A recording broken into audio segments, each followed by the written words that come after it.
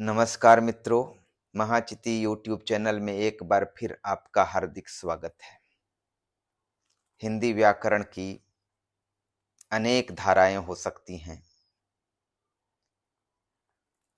विगत 300 या 350 सालों के हिंदी व्याकरण इतिहास में विभिन्न उद्देश्यों, विभिन्न पद्धतियों और विभिन्न प्रारूपों के साथ न जाने कितने हिंदी व्याकरण ग्रंथ सृजित होते रहे हैं। जब मैं आज से 22-23 वर्षों पूर्व काशी हिंदू विश्वविद्यालय में हिंदी के प्रमुख व्याकरणों का समीक्षात्मक अनुशीलन विषय पर शोध कार्य कर रहा था, तब मुझे हिंदी व्याकरण रचना की 3 धाराएं प्रतीत हुई थीं। पहली धारा आंग्ल व्याकरण अर्थात ग्रामर प्रभावित धारा, जिसके सबसे बड़े प्रतिनिधि वैयाकरण कामता प्रसाद गुरु हुए, जिनका व्याकरण ग्रंथ हिंदी व्याकरण नाम से 1920 ईस्वी में निर्मित हुआ था और 1921 ईस्वी में नागरी प्रचारणी सभा काशी से छपकर विद्या प्रेमियों या शिक्षण संस्थानों में पहुंचकर एक उच्च लोकप्रियता के शिखर को प्राप्त हुआ था और कदाचित सबसे लोकप्रिय हिंदी व्याकरण ग्रंथ वही है। दूसरी धारा परंपरागत भारतीय व्याकरण चिंतन की धारा रही है, जिसके हिंदी में प्रथम पूर्ण व्यवस्थापक या अभिव्यक्ति पंडित किशोरीदास वाजपेयी रहे हैं। 1958 ईस्वी में नागरी प्रचारणी सभा से प्रकाशित हिंदी शब्दानुशासन इस दिशा में उनका कालजयी ग्रंथ रहा है। विद्या प्रेमी या सुधी जन इन्हीं 2 धाराओं में हिंदी व्याकरण की चर्चा करते रहे हैं, लेकिन इन दोनों से अलग या एक सीमा तक इन दोनों से तटस्थ एक और धारा है, जिसे बहुत कम लोग जानते हैं। वह है रूसी धारा, जिसके सबसे बड़े प्रतिष्ठापक वैयाकरण हैं प्रोफेसर ज़ालमन मोवशेविच दिमशित्स। आज का वीडियो उसी महान वैयाकरण, भाषाविद या भारतविद को समर्पित है। प्रोफेसर दिमशित्स भारतीय भाषाओं हिंदी, उर्दू आदि के साथ रूसी भाषा के गहरे अध्येता और शोधकर्ता थे। एक भाषा वैज्ञानिक मतलब एक वैयाकरण, कोशकार, अनुवादक आदि होने के साथ साथ वे एक प्राध्यापक के रूप में किए गए अपने कार्यों के कारण सदा स्मरणीय रहेंगे। प्रोफेसर दिमशित्स का जन्म बेलारूस के विटेब्स्क क्षेत्र के अंतर्गत यानोविची नामक कस्बे में 25 मई 1921 ईस्वी को हुआ था और इस महान अकादमिक प्रतिभा का देहावसान 6 जनवरी 1990 ईस्वी को मॉस्को में हुआ था। तब तक तत्कालीन सोवियत संघ अपने भावी बिखराव की ओर शायद बढ़ने लगा था। उनके प्रारंभिक जीवन की बात करते हैं। 19 वर्षों की उम्र में 1940 ईस्वी में उन्होंने सोवियत सेना में नौकरी की थी, जहां वे 6 साल तक रहे और वहां वे विभिन्न पदकों से नवाजे गए थे। उनके जीवन में एक क्रांतिकारी बदलाव तब हुआ जब वे 1946 ईस्वी में ministry of foreign affairs Russian federation की छतरी के तले कार्यरत Moscow state institute of oriental study नामक विश्वविद्यालय में नामांकन करवाते हैं, जहां वे 1950 ईस्वी में ग्रेजुएट की परीक्षा उत्तीर्ण करते हैं, यानी ऑनर्स प्राप्त करते हैं। उस समय तक उनकी उम्र 29 की हो रही थी। 1950-51 ईस्वी के दौरान उन्होंने publishing house of dictionaries in foreign and national languages में वरिष्ठ संपादक के रूप में योगदान किया था। 1951 ईस्वी में जब वे 30 वर्ष के हो रहे थे, अपने प्राध्यापकीय जीवन की शुरुआत उसी संस्था यानी Moscow institute of oriental study में लेक्चरर की नौकरी के साथ करते हैं। 1954 ईस्वी में जब तत्कालीन सोवियत संघ के विदेश मंत्रालय की अधीनस्थ उक्त संस्था यानी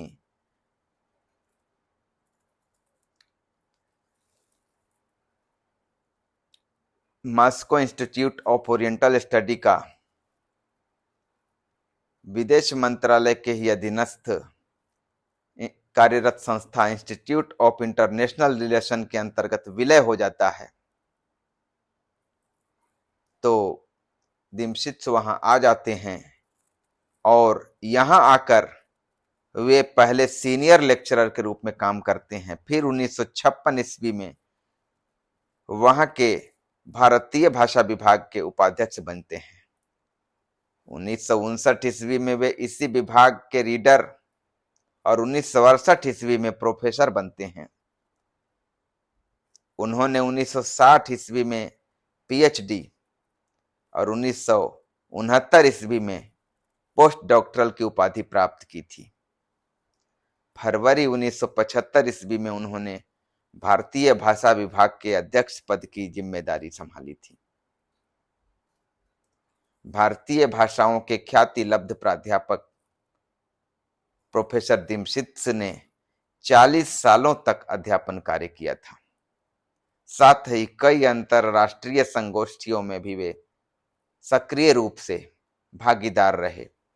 वे अनेक बार भारत और पाकिस्तान के दौरे पर आए और लंबे लंबे प्रवास भी किए। बहुत सालों तक वे सोवियत भारतीय मैत्री समाज के भी उपाध्यक्ष रहे।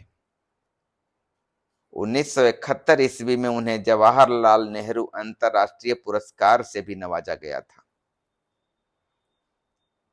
प्रोफेसर दिमशित्स ने लगभग 80 शोध पत्रों के साथ कई स्वतंत्र पुस्तकों, संपादित ग्रंथों, शब्दकोशों और पाठ्य पुस्तकों की भी रचना की थी, जिनमें से अधिकतर के विषय भाषा विज्ञान से संबंधित हैं। उनके बहुत सारे शोध पत्र भारत में भी प्रकाशित हुए हैं। सोवियत संघ में प्रकाशित हिंदी रूसी शब्दकोश, रूसी हिंदी शब्दकोश और रूसी उर्दू शब्दकोश के संकलन में भी उनकी महत्वपूर्ण भूमिका रही है। एक सिलसिलेवार जानकारी आपके सामने रखने का प्रयास करते हैं। संक्षिप्त हिंदी रूसी शब्दकोश 1958 में प्रकाशित हुआ। संक्षिप्त रूसी हिंदी शब्दकोश 1987 ईस्वी में प्रकाशित हुआ। रूसी उर्दू शब्दकोश 1959 ईस्वी में प्रकाशित हुआ। रूसी हिंदी विद्यार्थी शब्दकोश 1981 ईस्वी में प्रकाशित हुआ। ढेर सारी भारतीय रचनाओं का उन्होंने रूसी में अनुवाद भी किया, जिनमें से अन्यतम है प्रेमचंद रचित गबन नामक उपन्यास। उन्होंने अनेक वैज्ञानिक रचनाएं और लेख भी लिखे, जो अनेक बार सोवियत संघ और अन्य देशों में छपे। इस वीडियो में मूलतः हम उनके भाषा वैज्ञानिक रूप और उसमें भी व्याकरण सेवा का विचार करते हैं। 1966 ईस्वी में कुछ महीनों के अपने भारत प्रवास के दौरान दिमशित्स ने लब्ध प्रतिष्ठ हिंदी आलोचक नामवर सिंह की सलाह पर हिंदी व्याकरण की एक स्वतंत्र पुस्तक लिखी थी, हिंदी व्याकरण की रूपरेखा, जो 1966 ईस्वी में हिराज कमल प्रकाशन से प्रकाशित हुई थी।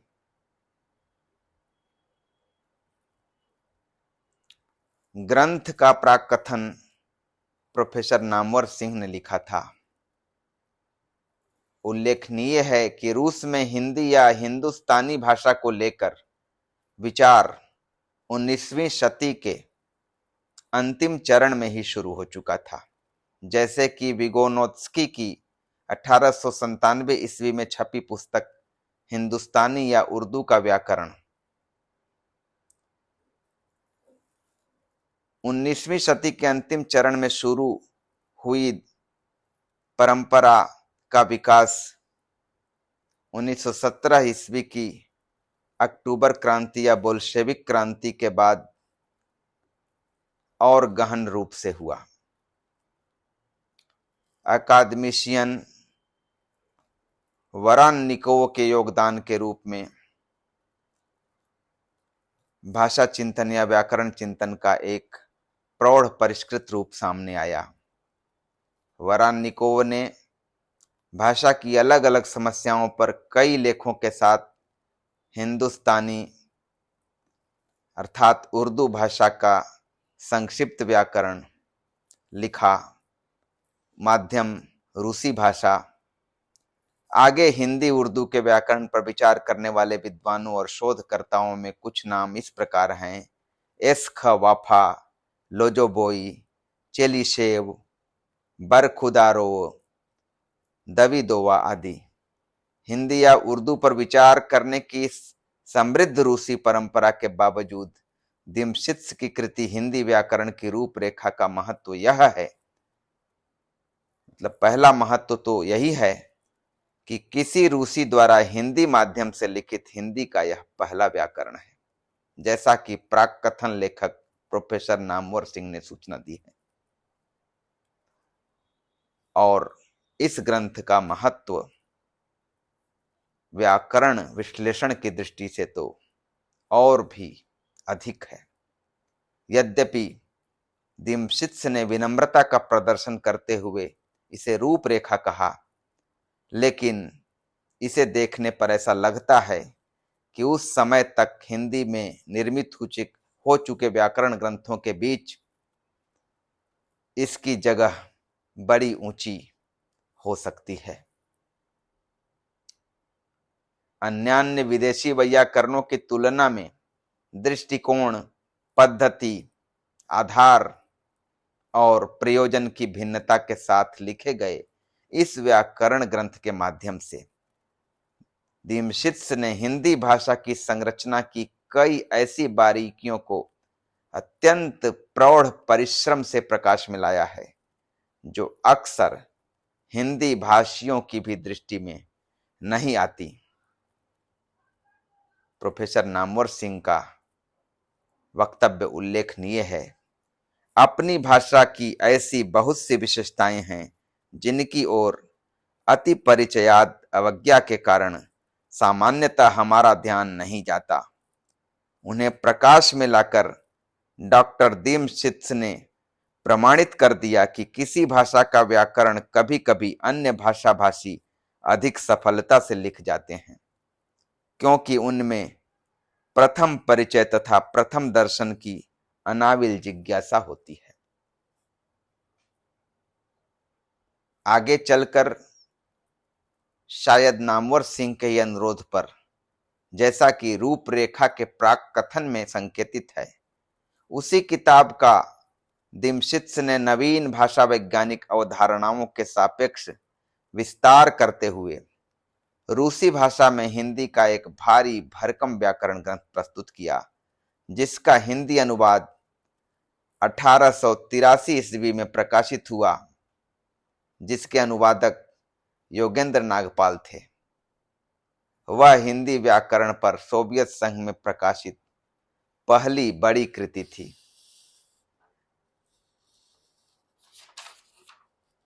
जिसकी पृष्ठ संख्या 693 थी। हिंदी व्याकरण की रूपरेखा की पृष्ठ संख्या 323 थी, यानी रूपरेखा की तुलना में लगभग दुगने आकार में 1983 में हिंदी व्याकरण नाम से व्याकरण ग्रंथ सामने आया। योगेंद्र नागपाल द्वारा उसी का एक संक्षिप्त संस्करण व्यावहारिक हिंदी व्याकरण नाम से 1985 ईस्वी में राजपाल एंड सन्स दिल्ली से प्रकाशित कराया गया। प्रोफेसर दीमशित्स ने उर्दू भाषा नामक किताब भी लिखी, जो 1962 ईस्वी में रूसी भाषा में प्रकाशित हुई, और तथा उर्दू व्याकरण की रूपरेखा नामक किताब भी लिखी।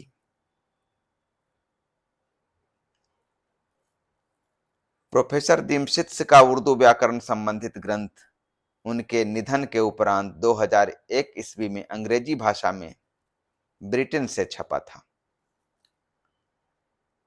वे 3 खंडों में प्रकाशित हिंदी की पाठ्य पुस्तक के सह लेखक भी रहे, जो रूस और भारत के साथ बहुत सारे देशों में पाठ्य पुस्तक के रूप में लंबे समय तक प्रयुक्त होती रही है।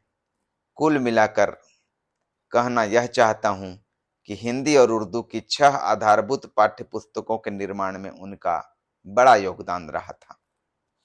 हिंदी व्याकरण से संबद्ध प्रोफेसर दीमशित्स का लेखन हिंदी के अध्येताओं और शोधार्थियों के लिए बड़े काम की चीज है।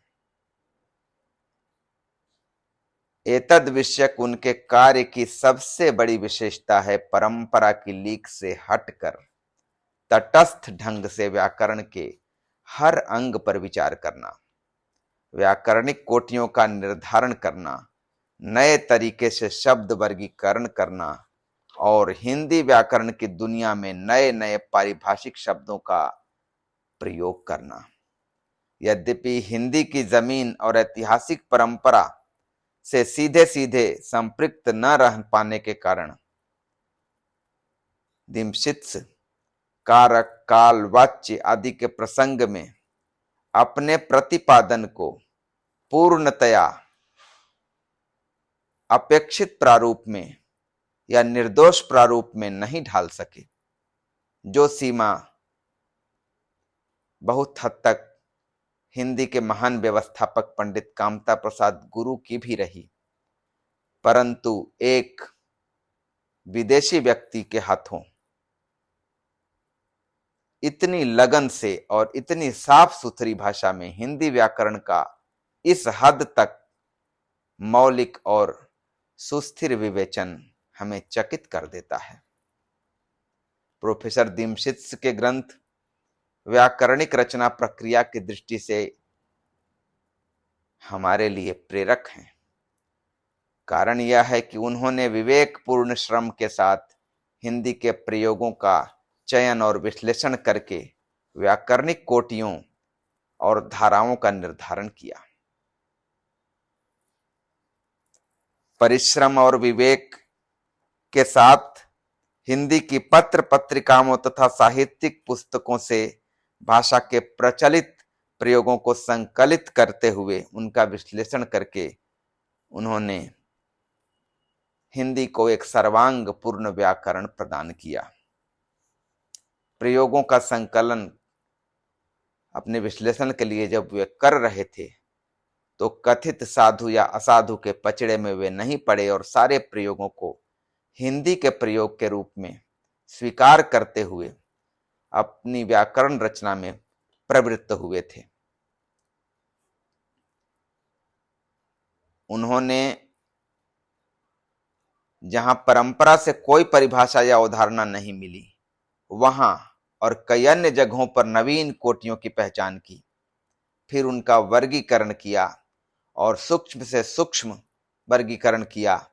ऐसा लगता है कि उनकी हिंदी व्याकरण संबंधी पुस्तकों का उद्देश्य हिंदी भाषा के मुख्यतः रूप प्रक्रियात्मक ढांचे का विश्लेषण है, क्योंकि उन्होंने वाक्य विचार पर बहुत कम ध्यान दिया लेकिन रूप प्रक्रिया पर बहुत ज्यादा ध्यान दिया। कुल मिलाकर उनके ग्रंथ पूरी तरह से विवरणात्मक व्याकरण की श्रेणी में आएंगे। ऐतिहासिकता और तुलनात्मकता की झांकी उनकी पुस्तकों में नहीं है। जैसे कि हिंदी शब्दानुशासन में पंडित किशोरीदास वाजपेयी ने ऐतिहासिकता और तुलनात्मकता की बड़ी झांकी रखी है, और उनसे भी ज्यादा रामदेव त्रिपाठी के हिंदी भाषानुशासन में वह झांकी दिखलाई पड़ती है। यद्यपि वे हिंदी व्याकरण की आंग्ल प्रभावित धारा के वैयाकरण, गुरुजी और नवीन यूरोपीय भाषा वैज्ञानिक चिंतन के प्रभाव में अधिक दिखाई देते हैं, तथा परंपरागत भारतीय धारा के प्रतिनिधि किशोरीदास वाजपेयी या उन जैसे अन्य वैयाकरणों की पद्धति को समझने अथवा उनसे कुछ सकारात्मक प्रभाव ग्रहण करने में कम ही तत्पर दिखाई देते हैं। फिर भी ऐसा कह सकते हैं हम कि वे एक मिश्रित पद्धति के प्रयोक्ता बनकर उभरते हैं, जिसमें प्रचलित व्याकरण धाराओं से उनका स्पष्ट अलगाव नजर आता है। उदाहरण स्वरूप उनके द्वारा अर्थपरक अवधारणा कारक को रूप परक बना के प्रस्तुत करना गुरुजी या हिंदी व्याकरण के यूरोपीय कल्पकों का प्रभाव हो सकता है, पर इसी प्रसंग में परसर्ग से अलग शुद्ध विभक्ति तत्व की खोज उनके मौलिक चिंतन का सुपरिणाम है। इसके लिए वे वस्तुतः श्लाघ्य हैं। अब परसर्ग से अलग शुद्ध विभक्ति तत्व क्या होता है, इस पर एक उदाहरण के माध्यम से मैं छोटी सी टिप्पणी करना चाहता हूं। हिंदी का एक वाक्य है, लड़के ने पुस्तक पढ़ी। इसमें 3 पद हैं। यदि हम परंपरागत व्याकरण दृष्टि से विचार करें, लड़के ने पुस्तक और पढ़ी, पढ़ी क्रियापद है, लड़के ने और पुस्तक क्रियेतर पद। लड़के ने का विश्लेषण करें तो इसमें मूल तत्व यानी प्रातिपदिक लड़का है, उसमें ए तत्व जुड़ा हुआ है तो लड़के बना, और ने परसर्ग है। तो परसर्ग से अलग जो ए तत्व है, लड़का जोड़ ए जोड़ ने, तो ए तत्व ही शुद्ध विभक्ति तत्व है। तो किशोरीदास वाजपेयी जैसे वैयाकरण भी हिंदी में विभक्ति शब्द के प्रयोग से परहेज करते रहे और शुद्ध विभक्ति तत्व की खोज के प्रति अनजान रहे। वहां भारतीय धरती से बहुत दूर स्थित एक वैयाकरण द्वारा हिंदी की इस खास चीज, जिसे हम शुद्ध विभक्ति तत्व कह रहे हैं, की खोज करना क्या आश्चर्यजनक नहीं है? दिमशित्स धातु, प्रातिपदिक, कारक, विभक्ति, तुमर्थ, कृदंत आदि संस्कृत प्राप्त पारिभाषिक शब्दों और उनकी अवधारणाओं को लेकर हिंदी के व्याकरणिक विवेचन के मार्ग पर चले, परंतु यह पद्धति मूल रूप से अच्छी होने के साथ साथ कुछ मात्रा में दोषपूर्ण भी हो चली, क्योंकि कई बार इन पारिभाषिक शब्दों का भ्रांत या अर्थांतरित प्रयोग भी उनमें दिखाई देता है। जैसे नायुक्त, करना, खाना, जिन्हें हम क्रियार्थक संज्ञा कहते हैं, तो करना, खाना आदि नायुक्त जो व्याकरणिक तत्व हैं, उन्हें हिंदी व्याकरण नामक पुस्तक जो 1983 में प्रकाशित हुई, दिमशित्स तुमर्थ कह देते हैं। तुमर्थ यानी तुमून प्रत्यय के अर्थ में। यह कहना सही नहीं है। ना युक्त ये रूप करना, खाना, जाना आदि वस्तुतः ल्युट अर्थक हैं। संस्कृत में जैसे क्री धातु में ल्युट प्रत्यय लगने से कर्णम बना, या गम धातु में ल्युट प्रत्यय से गमनम बना, तो ल्यूडर्थक तो इन्हें कह सकते हैं, और उन्हीं के समकक्ष करना खाना आदि को ल्यूडर्थक तो कह सकते हैं, लेकिन तुमर्थक कैसे कह सकते हैं? तुमर्थ तुमुन यानी के लिए के अर्थ में होता है। गंतुम जाने के लिए या जाने को जैसे रूप को तुमर्थ कहना सही था, लेकिन हिंदी व्याकरण नामक अपनी भारी भरकम पुस्तक में वे करना खाना आदि को तुमर्थ कहने की भूल करते हैं। क्या यह भूल प्रोफेसर दिमशित्स की है अथवा उनके अनुवादक योगेंद्र नागपाल जी की है? संक्षेप में यह कहना उचित है कि प्रोफेसर दिमशित्स के हिंदी व्याकरण ग्रंथ मौलिकता, नवीनता और हिंदी भाषा के समस्त प्रयोगों को समेटने की दृष्टि से सराहनीय और उद्धरणीय है। अपने इन ग्रंथों के जरिए दिमशित्स ने हिंदी व्याकरण की भारतीय और अंग्रेजी परंपराओं के समकक्ष रूसी परंपरा का हमारा गहन परिचय करवाया है। वे अपने हिंदी व्याकरण नामक ग्रंथ की भूमिका में रूस में किस प्रकार से हिंदी, हिंदुस्तानी या उर्दू भाषा पर विचार की एक परंपरा चली है, उसका विस्तार से पता भी देते हैं। रूस या भूतपूर्व सोवियत संघ में हिंदी अध्ययन और विश्लेषण यूरोप की तरह किसी साम्राज्यवादी नीति का अंग न रहकर शुद्ध सारस्वत प्रेरणा से चालित रहा है, जिसके सबसे महत्वपूर्ण या प्रतिनिधि भाषाविद, वैयाकरण या कोशकार रहे हैं प्रोफेसर जालमन मोवशेविच दिमशित्स। 2011 ईस्वी में भारत में रूस के राजदूत अलेक्जेंडर कदाकिन ने प्रस्ताव रखा था कि दिमशित्स के जन्मदिन यानी 25 मई को अनौपचारिक रूसी भारतविद दिवस, unofficial day of Russian Indologist के रूप में मनाना चाहिए। पता नहीं उनके इस सारस्वत प्रस्ताव का क्या हुआ। काश यह प्रस्ताव कार्य रूप में आया होता।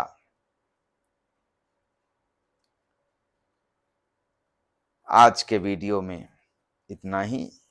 जल्द ही किसी नए विषय पर कोई नया वीडियो लेकर मैं आपके समक्ष उपस्थित होऊंगा।